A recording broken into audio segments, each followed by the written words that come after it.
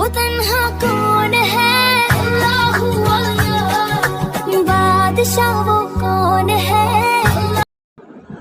سورۃ الفاتحہ کی فضیلت بہت زیادہ ہے۔ اللہ رب العزت نے اس کو ام الکتاب کہا۔ یہ ام الکتاب ہے، یعنی پوری قرآن کا خلاصہ اللہ نے اس میں بیان کیا۔ پورے قرآن کا مقصد کیا ہے؟ پورے قرآن کو اللہ نے جو اتارا ہے اس کا مقصد دو ہی ہے، ایک ایمان اور ایک نیک عمل۔ آدمی اللہ کی ذات اور اللہ کے نبی صلی اللہ علیہ وسلم پر کامل ایمان، کانفیڈنٹ دل و دماغ کے اندر اتار لے اور اللہ اور اس کے رسول کو سامنے رکھ کر اچھا عمل کرے، ان کے بتائے ہوئے طریقے کے مطابق زندگی گزارے، یہی قرآن کا مقصد ہے۔ تو قرآن کا مقصد پورا اس صورت کے اندر بیان کیا گیا کہ یہ صورت ساری باتوں کو بیان کرتی ہے۔ اور جیسے میں نے کہا کہ نماز میں بھی اسی کو پڑھا جاتا ہے، قرآن کے اندر بھی یہی صورت پہلی نازل کی گئی ہے، اور یہی قرآن کا متن ہے۔ متن کے معنی جیسے ہم ایک نیوز پیپر لیتے ہیں تو اس نیوز پیپر کے اندر ایک ہیڈنگ ہوتا ہے، تو اس ہیڈنگ کے نیچے سارا ڈیٹیلز ہوتا ہے کہ یہ کیوں ہوا، ایسا کیوں ہوا۔ تو قرآن کا یہ متن ہے، سب سے پہلے اللہ رب العزت نے اتار دیا کہ لوگوں دیکھو، تمہیں قرآن پڑھنا ہے تو کیسے پڑھنا ہے، پہلے یہ سورت پڑھو، اپنے دل و دماغ کو الگ تھلگ کرو، سب سے پہلے اللہ کی تعریف کرو، الحمدللہ رب العالمین، الرحمن الرحیم، مالک یوم الدین۔ اور اللہ سے جب اللہ کی طرف تم متوجہ ہو گئے، اللہ سے تم دعا کرنا شروع کر دیے، اب اللہ سے مانگو، کیا مانگنا ہے؟ سب سے پہلی، سب سے قیمتی چیز، تمہاری زندگی کا سب سے بیسٹ اور سب سے بگ کیپٹل جس کو کہا جائے تو وہ قرآن کے اندر وہ چیز جو بتائی گئی ہے وہ ہدایت ہے۔ ہدایت اللہ سے مانگنا چاہیے۔ ہر وقت آدمی ہدایت کا محتاج ہے، آدمی ہر وقت اللہ سے صحیح راستے کی ہدایت مانگے۔ اب اس صورت کے اندر ہم دیکھیں گے تو یہ قرآن کا اللہ رب العزت نے یہاں پر بیان کر دیا کہ اہدنا الصراط المستقیم، اللہ سے سیدھا راستہ مانگو۔ سیدھا راستہ کیا ہے؟ وہ سیدھا راستہ اللہ نے الف لام سے لے کر والناس تک بیان کر دیا کہ سیدھا راستہ ہم کیسے بتاتے ہیں، ہمارے سیدھے راستے کو ماننے والے کیسے عمل کرتے ہیں، سیدھے راستے سے ہٹ کر کیسے ضدی قسم کے لوگ، جھگڑالو، مکے کے کافر، منافقین، یہود و نصارہ، ہر زمانے میں کیسے کیسے ظالم آئے، اللہ سے انہوں نے ٹکر لیا، اللہ نے ان کا کیا انجام کیا، سارا قرآن بیان کرتا ہے کہ دیکھو تمہیں ان راہوں سے بچنا ہے، ان راہوں پر چلنا ہے، پچھلے لوگوں کے ساتھ ایسا ہوا، آئندہ بھی تم اگر پرہیز نہیں کرو گے کہ تمہارے ساتھ بھی ایسا ہو سکتا ہے۔ سورہ فاتحہ یہ اللہ کے نبی صلی اللہ علیہ وسلم فرماتے ہیں یہ ایسی صورت ہے، اس جیسی صورت نہ توریت کے اندر ہے، نہ زبور کے اندر ہے، نہ ہی انجیل کے اندر ہے۔ یعنی آسمان سے جو 4 بڑی کتابیں اتاری گئی ہیں اس میں سے کسی بھی کتاب کے اندر اس جیسی صورت نہیں ہے، اتنی عظیم صورت ہے سورہ فاتحہ۔ اس کا ایک نام سورہ شفا بھی ہے کہ آدمی کسی پر بھی پڑھ کر دم کر دیتا ہے، اللہ اس کو شفا دے دیتے ہیں۔ اس صورت کے اندر ایک عجیب اللہ نے برکت رکھی ہے، اور اس صورت پر پڑھ کر آدمی سورہ فاتحہ کو پڑھ کر آدمی قرآن بھی شروع کرتا ہے، نماز بھی شروع کرتا ہے، اور ایسے ہی بیمار پر آدمی اگر جا کر پڑھ کر پھونک دے، اللہ رب العزت بیمار کی بیماری دور کر دیتے ہیں۔ یہ وہ صورت ہے جس کے اندر اللہ نے پورا قرآن کا نچوڑ بیان کر دیا۔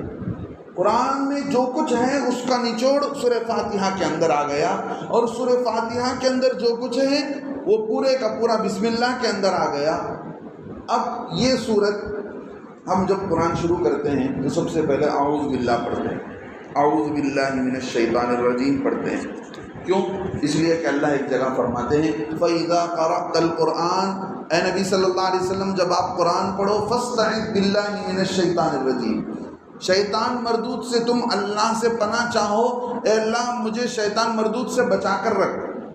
لہذا اللہ کا حکم یہ ہے کہ اعوذ باللہ من الشیطان الرجیم سے قرآن شروع کیا جائے۔ نمبر 1۔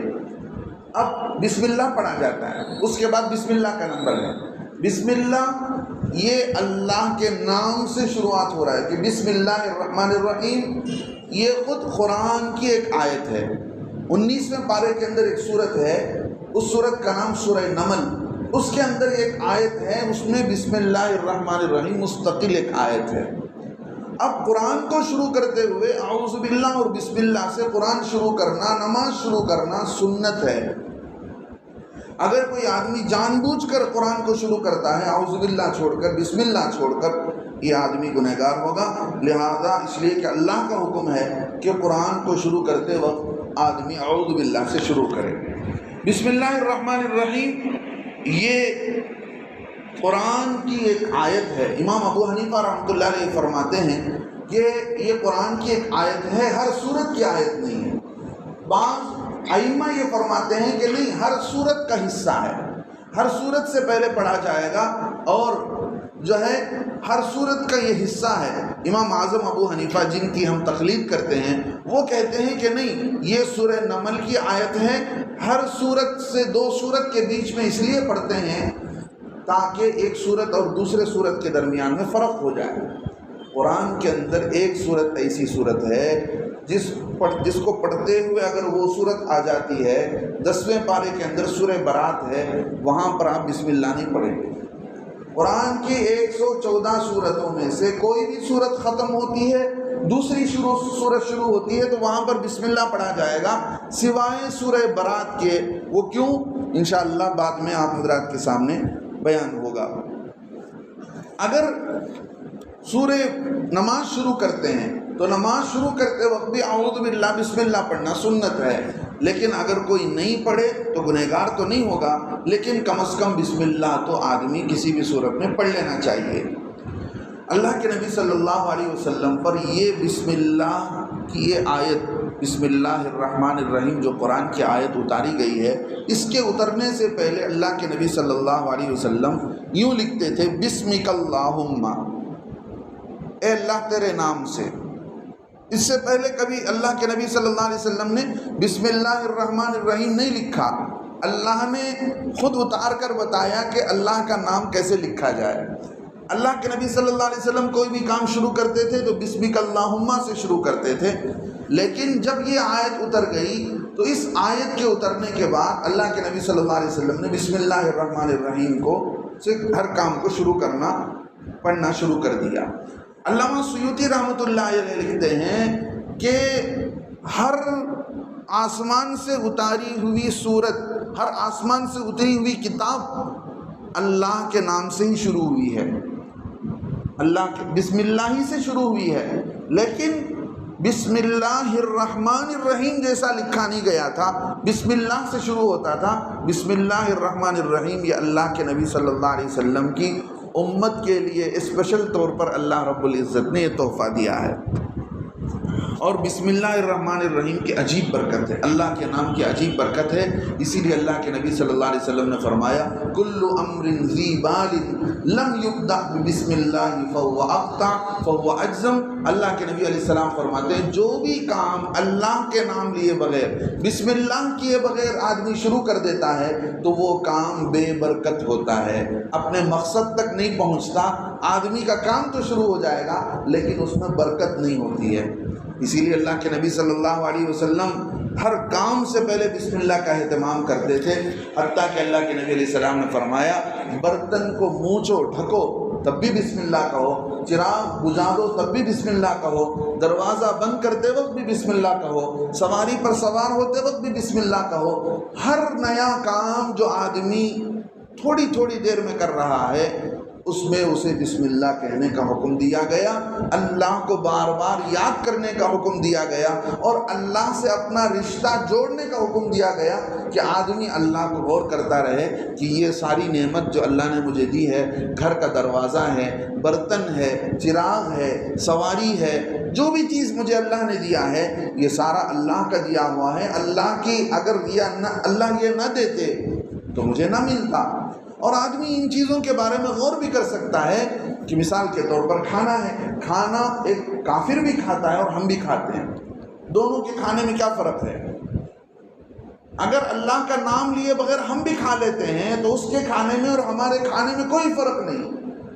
ہم اللہ کا نام لے کر کھائیں اور سوچیں کہ یہ چاول یہ کہاں سے پیدا ہوا، کس زمین سے نکلا، اور اس زمین میں کس نے ہل جوتا، یہ زمین کہاں کی تھی، اور اس میں پانی کب برسا، آسمان سے بارش کب اتری، اور اس زمین سے یہ اناج جو نکلا ہے وہاں سے کتنے ہاتھوں سے منتقل ہوا ہوتا ہے، اس کیا کہتے ہیں اس کو، دھان کو سے کس نے چاول نکالا، اور اس چاول کو کس نے پالش مالا، اور اس چاول کو کس نے موٹے کے اندر، چپم کے اندر سل کر بازار میں لا کر رکھا، اور ایک بازار سے دوسرے بازار میں، ایک گاؤں سے دوسرے گاؤں میں ہوتے ہوئے میرے گاؤں میں آیا، اور اللہ نے مجھے میری روزی رکھی ہے۔ اللہ اگر اتنے سارے لوگوں کو میرے روزی کے لیے اتنے سارے لوگوں کو پیچھے نہ لگاتے تو مجھے روزی نہیں ملتی۔ اس پر اللہ کا شکر آدمی بیان کرے کہ اللہ تیرا شکر ہے، تیرا کرم ہے، تو نے مجھے دے دیا۔